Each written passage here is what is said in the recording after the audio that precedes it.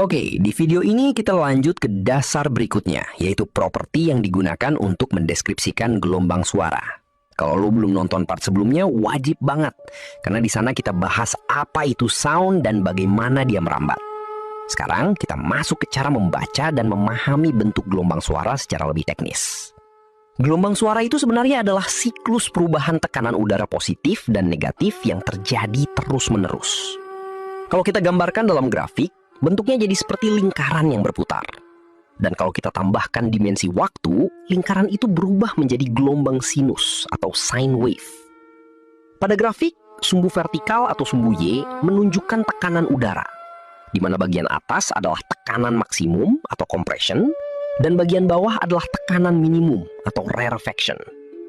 Sedangkan sumbu horizontal atau sumbu X menunjukkan waktu atau progres gelombang dari kiri ke kanan. Fase dalam gelombang ini diukur dalam derajat, mulai dari 0 derajat sampai 360 derajat. 0 derajat biasanya kita anggap sebagai titik awal ketika gelombang mulai naik menuju compression. 90 derajat adalah titik puncak. Compression, 180 derajat adalah saat gelombang melewati titik 0 kembali menuju rarefaction. 270 derajat adalah titik paling rendah, yaitu rarefaction maksimum. Dan 360 derajat adalah satu siklus penuh, kembali ke titik awal. Satu putaran penuh ini disebut satu cycle. Dalam dunia audio, gelombang suara terjadi sangat cepat, bisa ratusan sampai puluhan ribu siklus per detik. Nah, jumlah siklus per detik inilah yang disebut frekuensi. Frekuensi menentukan tinggi rendahnya nada. Semakin tinggi frekuensi, semakin tinggi pitch yang kita dengar. Manusia umumnya bisa mendengar di rentang 20 Hz sampai 20.000 Hz. Hz sendiri artinya jumlah siklus per detik. 1 Hz berarti 1 siklus per detik. 1000 Hz berarti 1000 siklus per detik atau 1 kHz. Secara musikal, kalau frekuensi digandakan, maka pitch naik 1 oktav.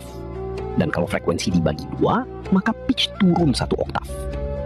Sekarang, selain frekuensi, ada juga yang disebut period. Period adalah waktu yang dibutuhkan untuk menyelesaikan satu siklus. Jadi kalau frekuensi tinggi, periodenya pendek. Dan kalau frekuensi rendah, periodenya panjang. Secara matematis, period adalah kebalikan dari frekuensi. Misalnya 1 Hz berarti periodenya 1 detik. 2 Hz berarti setengah detik. Dalam praktek audio, biasanya period sering dinyatakan dalam milidetik, terutama untuk frekuensi tinggi. Sekarang masuk ke konsep yang sering ketukar, yaitu wavelength atau panjang gelombang. Wavelength bukan waktu, tapi jarak. Ini adalah jarak fisik yang ditempuh gelombang untuk menyelesaikan satu siklus. Hubungan antara frekuensi dan panjang gelombang itu berbanding terbalik. Frekuensi rendah punya panjang gelombang panjang, sedangkan frekuensi tinggi punya panjang gelombang pendek. Untuk menghitung panjang gelombang, kita pakai rumus kecepatan suara dibagi frekuensi. Di udara standar dengan kecepatan sekitar 343 meter per detik, hasilnya sudah cukup akurat, walaupun bisa berubah tergantung suhu dan kondisi udara. Sekarang kita masuk ke amplitude. Amplitude adalah seberapa besar perubahan tekanan udara dalam gelombang. Semakin besar amplitude, semakin besar energi yang dibawa gelombang dan semakin keras suara yang kita dengar. Pada grafik, garis tengah menunjukkan tekanan normal. Ketika gelombang bergerak jauh di atas atau di bawah garis ini, berarti amplitudenya besar. Dalam dunia fisika, amplitude sebenarnya diukur dalam satuan Pascal. Tapi karena rentangnya terlalu besar dan tidak praktis, maka dalam audio kita menggunakan satuan desibel, khususnya Decibel Sound Pressure Level atau dBSPL. Skala desibel ini bersifat logaritmik, bukan linier. Jadi lebih mudah dipakai untuk mewakili rentang pendengaran manusia yang sangat luas. Hal penting yang harus lo ingat, setiap kenaikan sekitar 6 desibel berarti tekanan suara menjadi 2 kali lipat. Dan penurunan 6 desibel berarti menjadi setengahnya. Ini penting banget dalam mixing dan setting gain struktur.